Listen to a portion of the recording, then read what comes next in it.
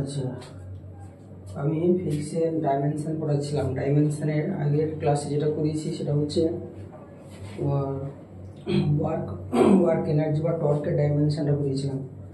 আজকে যেটা করাবো সেটা হচ্ছে কি প্রেশার প্রেশার প্রেশার প্রেশার মানে হচ্ছে কি ডাইমেনশন করাচ্ছি। ডাইমেনশন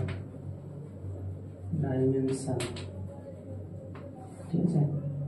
আচ্ছা, প্রেশারের ক্ষেত্রে প্রেশারের ফর্মুলা আমি জানি। প্রেশার সমান হচ্ছে কি না, প্রেশার সমান হচ্ছে ফোর্স আপন এরিয়া, ফোর্স বাই এরিয়া। তাহলে প্রেশার সমান আমরা জানি প্রেশার হচ্ছে প্রেশার মানে চাপ। চাপের ডাইমেনশন কি, চাপের ফর্মুলা হচ্ছে কি এফ বাই এ। এফ হচ্ছে কি ফোর্স আর এটা হচ্ছে এরিয়া বা ক্ষেত্রফল। মানে বল বাই ক্ষেত্রফল বলা আর কি, ফোর্স বাই এরিয়া সমান হচ্ছে এটা হচ্ছে বল বাই ক্ষেত্রফল।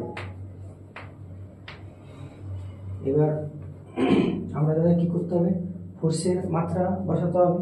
এই ক্লাসে আমি করিয়েছিলাম ফোর্সের মাত্রাটা কি, ফোর্সের মাত্রা আমরা বের করেছিলাম mL/t-2।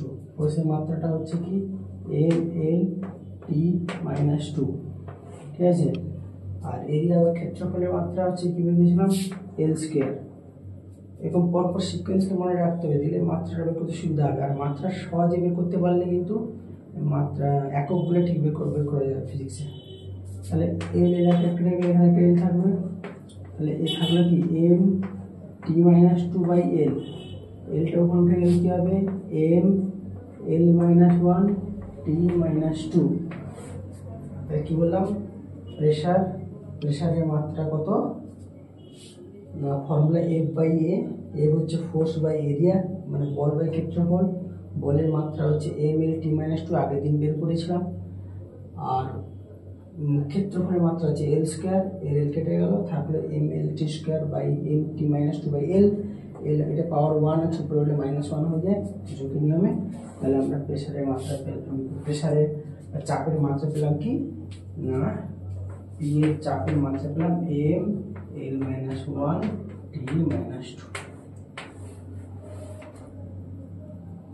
ঠিক আছে।